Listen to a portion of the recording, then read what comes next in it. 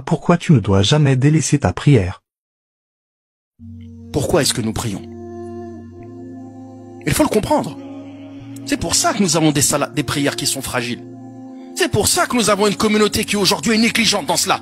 Parce qu'on ne comprend pas pourquoi on prie, parce qu'on ne comprend pas pourquoi on est musulman, parce qu'on ne comprend pas pourquoi on jeûne. Nous prions, mes frères, par rapport à une relation toute particulière au péché. Oui, nous sommes liés au péché. Oui, nous sommes exposés au péché. يقول النبي عليه الصلاة والسلام كل بني آدم خطاء وخير الخطائين التوابون. Tous les fils d'Adam sont des pécheurs. Oui. Mais les meilleurs des pécheurs sont ceux qui se repentent. Le péché est avec nous et il nous accompagne. Au même titre que la prière est avec nous et doit nous accompagner. Pourquoi la prière nous accompagne au même titre que les péchés nous accompagnent? Quelle est cette relation qu'il y a entre la prière et les péchés? Les péchés, mes frères, il y a un premier regard à avoir qui est qabla al-wuqu', c'est-à-dire avant de tomber dans le péché. Ensuite, il y a un second regard ba'da al-wuqu', après que la personne soit tombée dans le péché. Avant le péché, la prière renforce ton âme.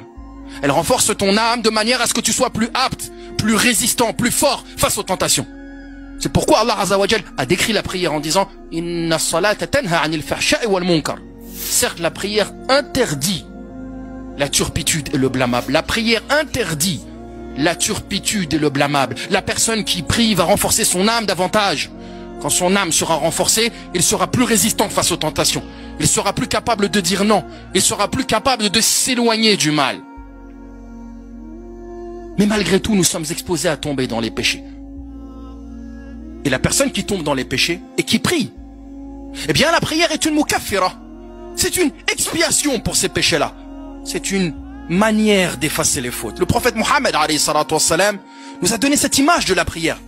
En comparant la prière à cette étendue d'eau devant la maison de l'un d'entre nous, dans laquelle la personne sera amenée à se laver 5 fois par jour. Est-ce qu'il lui resterait la moindre saleté? Voilà un des rôles de la prière. C'est cette expiation des péchés dans lesquels nous sommes amenés à tomber. Le prophète alayhi salatu wassalam nous dit, celui qui fait ses ablutions à la perfection, puis ensuite fait 2 unités de prière, dans laquelle il ne se parle pas à lui-même. Quelle prière? 2 unités, dans laquelle il ne se parle pas à lui-même. Eh bien Allah lui pardonnera ses péchés passés. Après être tombé dans le péché, la prière est là pour les effacer. Le prophète Mohammed alayhi salatu wassalam a vu un jeune homme qui est venu le voir, ou du moins un musulman qui est venu le voir. Ce dernier avait embrassé une femme, il se sentait mal, il est allé voir le prophète alayhi salatu wassalam pour trouver une solution à cela. C'est alors que la prière est arrivée. Quand la prière est arrivée, le prophète alayhi salatu wassalam a prié avec ses compagnons. À la fin, il est revenu le voir. Et Allah a révélé ce verset. Innal hasanat yudhibna as-sayyi'at. Les bonnes actions chassent les mauvaises. Tu es tombé dans un mal, mais le fait de faire suivre ce mal par un bien, notamment dans ce cas-là, la prière, les bonnes actions chassent les mauvaises. Voilà pourquoi il faut prier également.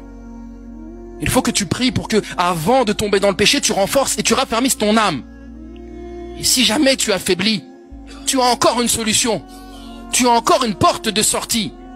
C'est le fait d'aller prier ta prière pour qu'Allah expie tes péchés. Mes frères, quelqu'un qui ne prie pas, il ne pourra pas raffermir son âme. Il tombera dans le péché, sera noyé dedans. Et en plus d'être noyé dedans et d'être plus faible que les autres, il n'aura aucun moyen ou très peu pour pouvoir expier ses fautes. Comment la personne qui ne prie pas pense pouvoir s'en sortir?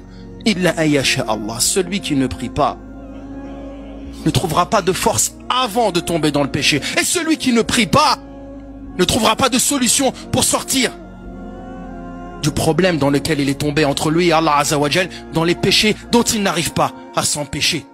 Voilà.